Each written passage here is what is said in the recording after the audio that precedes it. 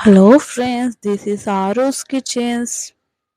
ఈరోజు soya chunks curry, అదేనండి, మటన్తో పోటీపడి మటన్ కంటే ముందంజలో ఉండి వెజిటేబుల్స్ వెరీ వెరీ సూపర్ టేస్టీగా ఉండే సోయా చంక్స్ కర్రీ అండి.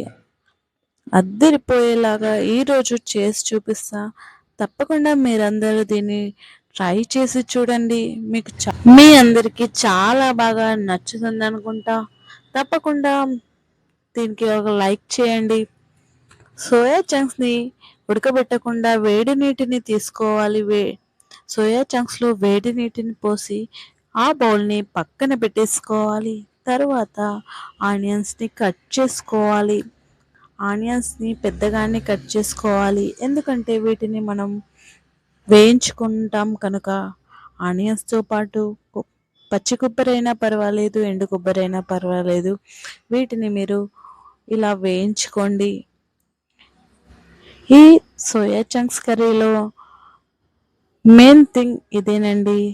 తప్పకుండా వీటిని వేయించుకోవాలి.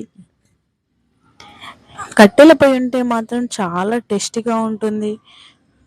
అది లేని వారు ఇలా వేయించుకొని మనం లైట్ బ్రౌన్ కలర్ లాగా రావాలి.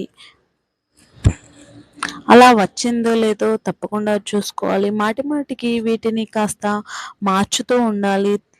ఎందుకనంటే ఒక సైడే వేస్తే నల్లగా అయిపోతాయి కనుక. తరువాత లవంగాలు, కొన్ని యాలకులు మీరు తినేదాన్ని బట్టి కొద్దిగా వేసుకోండి. స్పైసీ ఇష్టం అనుకుంటే ఎక్కువగానే వేసుకోండి. అలా దోరగా వేయించుకోవాలి.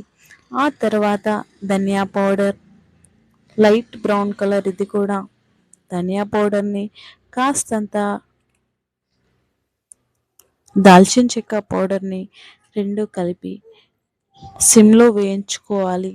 హై ఫ్లేమ్లో వేయించుకోకూడదు. ఆ తర్వాత మనం ముందుగా వేయించుకున్నటువంటి ఆనియన్స్ ముక్కలని, కొబ్బరి ముక్కలని, ఆ తర్వాత లవంగాలు, యాలకులని అన్నింటినీ కలిపి మిక్సీలో వేసుకొని పట్టుకోవాలి. మిక్సీలో కచ్చా పచ్చా కాకుండా సాఫ్ట్గానే పట్టుకోవాలి. తర్వాత బౌల్లోకి ఆయిల్ తీసుకొని ఆయిల్ని లో ఫ్లేమ్లోనే ఉంచాలి. ఆ తర్వాత ముందుగానే వేసుకున్నాం కనుక 2-3 వేసుకోండి లవంగాలని. పసుపు వేసుకొని సోయా చంక్స్ వేసేయండి. సోయా చంక్స్లో నీరు కొద్దిగా ఉంటే వాటిని తీసేయండి. తర్వాత సోయా చంక్స్ని వేయండి. సోయా చంక్స్ని ఎట్టి పరిస్థితుల్లో ఉడకబెట్టకూడదు, వేడి నీటిలో ఉంచాలి అంతే. ఆ వేడి నీటిలో ఉంచినటువంటి సోయా చంక్స్ని మనం ఇందులో వేసేసుకొని కలుపుకోవాలి. అలా కలుపుకున్న తర్వాత కొద్దిసేపు మగ్గనిచ్చి మళ్ళీ తర్వాత మూత తీసి అందులో కాస్త ఉప్పు వేయాలి. తగినంత ఉప్పు వేసుకొని చక్కగా కలుపుకొని మళ్ళీ కాసేపు మూత పెట్టి పక్కన పెట్టేసుకోవాలి. అలా పక్కన పెట్టిన తర్వాత మనం రెడీ చేసుకున్న పేస్ట్ వేసి మళ్ళీ చాలా చక్కగా అన్నిటికీ మిక్స్ అయ్యేలాగా కలుపుకోండి. అలా కలిసిన తర్వాత కాస్త సాల్ట్ ఎలా ఉందో చూసుకొని, సరిపోకపోతే ఇప్పుడే వేసుకోవాలి. సాల్ట్ వేసేసుకున్న తర్వాత మీరు తినే స్పైసీకి తగినట్టు కారాన్ని వేసుకోండి.